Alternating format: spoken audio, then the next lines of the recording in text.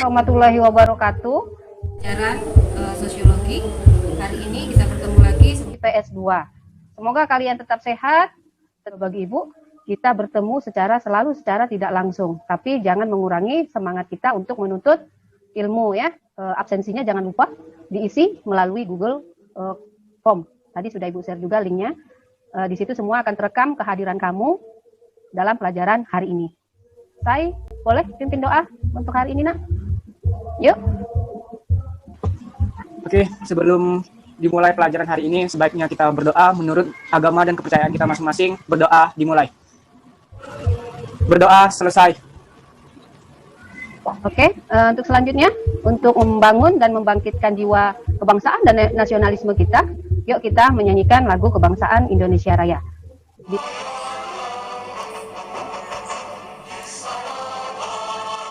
Karena pandemi ini, semoga dengan kita menyanyikan lagu Indonesia Raya tadi, membangkitkan kembali jiwa-jiwa nasionalisme kita. Nah, ayo coba minggu lalu kita belajar tentang. Kalau menurut kami, interaksi sosial itu adalah hubungan timbal balik antara individu dengan individu, kelompok dengan kelompok, dan individu dengan kelompok. Itu yang tahu, Bu. Betul sekali. Nah, kalau dia syarat dari interaksi itu apa ya? Ketiga, Bu. Apa dia, Ermina? 1, adanya kelompok atau individu. 2, adanya pengirim surat. 3, adanya pengirim surat. Sangat segar ingatannya untuk pelajaran minggu lalu. Nah, sebelum kita masuk hari ini, nah, apa tujuan pembelajaran kita hari ini? Apa materi yang akan kita bahas hari ini? Ini dia, mengenali dan mengidentifikasi realitas individu, kelompok, dan hubungan sosial di masyarakat. Nah, untuk KD 42-nya, mengolah realitas individu, kelompok, dan hubungan sosial sehingga mandiri dalam memposisikan diri dalam pergaulan sosial. Artinya di 42 ini kita lebih kepada praktek atau keterampilan kita langsung di dalam masyarakat ya. Nah, selanjutnya kita lihat lagi apa tujuan pembelajaran kita hari ini. Nah, ini indikator yang akan kita bahas hari ini, menganalisis faktor pendorong terjadinya hubungan sosial atau yang sering kita sebut dengan interaksi sosial ya. Nah, pendekatan saintifik dengan model discovery learning, di mana kamu nanti akan mencari pengetahuan itu tentang faktor-faktor. Kamu bisa menganalisis dan membangun konsep, baik itu melalui tanya jawab, penguasaan secara mandiri, sehingga kamu nanti mampu menganalisis dan menyimpulkan tentang faktor-faktor apa saja yang menjadi pendorong terjadinya hubungan sosial atau dalam masyarakat kita sering disebut dengan interaksi. Jadi kamu di sini mampu mengembangkan nilai karakter, berpikir kritis, kreatif, kemandirian, kerjasama, dan kejujuran. Ya, itu tujuan pembelajaran kita hari ini. Kamu mampu menganalisis dan menyimpulkan faktor-faktor pendorong dari interaksi sosial atau hubungan sosial. Oke, kamu akan bisa menganalisis bahwa video-video ini berkaitan dengan faktor-faktor pendorong dari interaksi sosial tadi. Ya.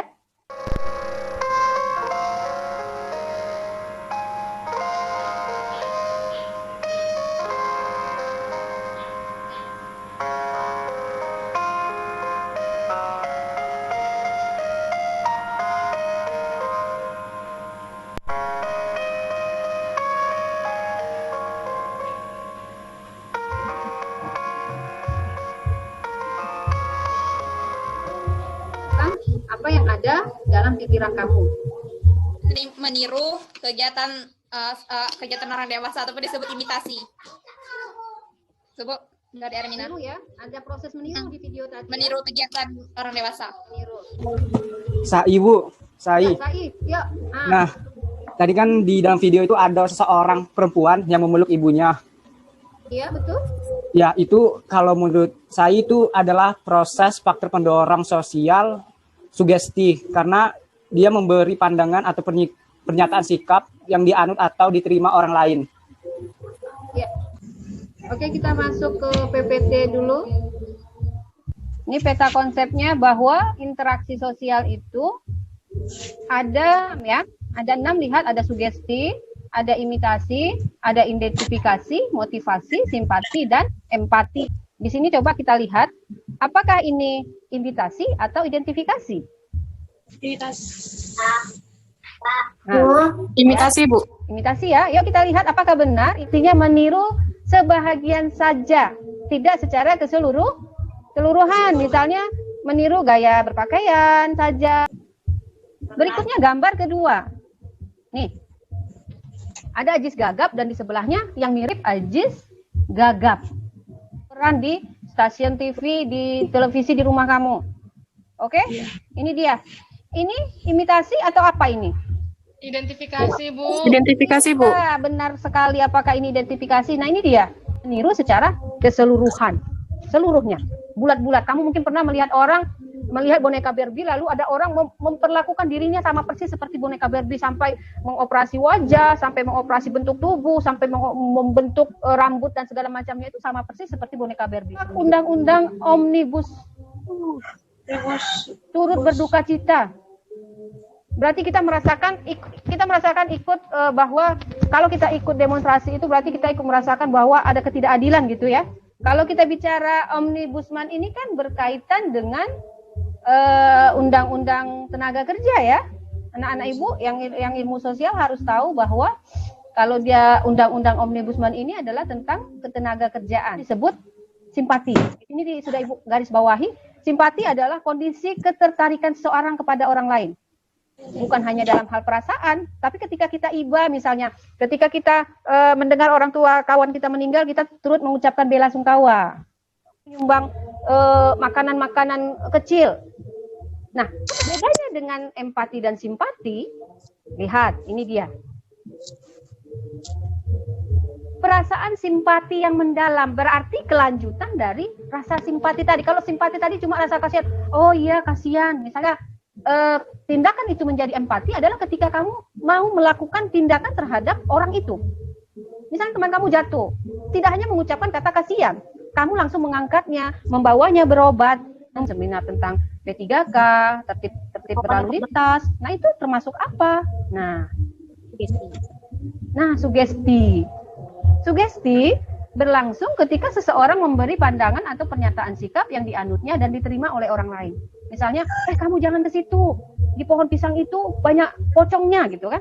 Ketika kamu itu percaya dan kamu menganggap bahwa setiap pohon pisang itu ada pocongnya, berarti kamu sudah tersugesti dari perkataan orang tersebut. Motivator. Lihat dia di sini, kesederhanaan yang jujur lebih mulia daripada kemauan yang palsu. Ya, itu berarti motivasi. Kita lihat apa itu motivasi. Motivasi adalah dorongan dari dalam diri seseorang untuk mencapai tujuan tertentu. Motivasi ini bisa berasal dari orang lain, bisa berasal dari diri sendiri. Saya harus berhasil, saya harus tetap bisa menjadi juara, saya harus bisa mencapai cita-cita saya. Itu motivasi dari diri sendiri. Kami juga kurang paham, Bu, dengan kasus pembunuhan ini misalnya, Bu. Nah, kan ini ada berita, Bu, terjadi di Jakarta. Nah, pembunuhan ini suami dan istri.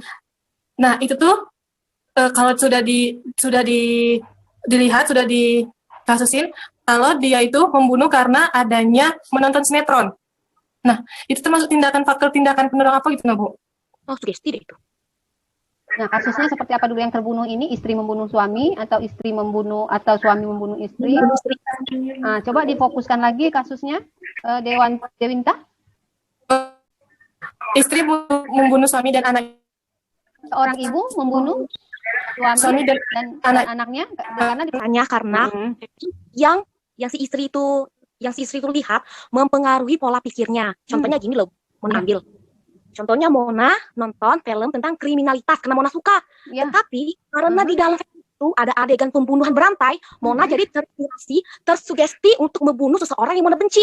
Nah, alangkah nasib sialnya ibu, Mona malah membunuh bayi tetangga Mona gitu. Karena Mona penasaran bagaimana hasrat seseorang psikopat membunuh seseorang, maupun itu anak kecil, orang dewasa atau sebagainya. Nah, kalau orang nonton sinetron atau melakukannya di dunia nyata, seseorang yang di dunia nyata itu adalah orang yang tidak berpikir rasional, seperti di pengertian sugesti tadi. Makanya pikiran yang tidak rasional tadi dilakukanlah oleh adegan di sinetron tersebut. Itu sih, Bu. Iya, luar biasa sekali ya. KPD kita sudah Ibu share ya. Seperti biasa sudah Ibu share dan tuliskan identitasnya dengan lengkap sehingga nanti bisa Ibu nilai sesuai dengan identitas kamu. Oke? Sampai kita ambil kesimpulan bahwa faktor pendorong dari sugesti tadi, faktor pendorong dari hubungan sosial tadi, semuanya harus yang positif. Agar apa? Agar itu berguna untuk ke depan kita nanti. Hal-hal yang positif kita lakukan sekarang sangat bermanfaat untuk kedepannya demi masa depan kita nanti. Nah, itu dia untuk hari ini. Jangan lupa minggu depan dengan materi kita tentang bentuk-bentuk dari interaksi sosial, yaitu ada dia interaksi sosial asosiatif dan disosiatif. Minggu depan kita akan membahas doa kita hari ini. Untuk mengakhiri pelajaran sore hari ini, marilah berdoa menurut kepercayaan masing-masing. Berdoa mulai. Berdoa selesai. Oke, terima kasih Pak Lidaya. Assalamualaikum warahmatullahi wabarakatuh. Dan boleh meninggalkan. Waalaikumsalam warahmatullahi wabarakatuh.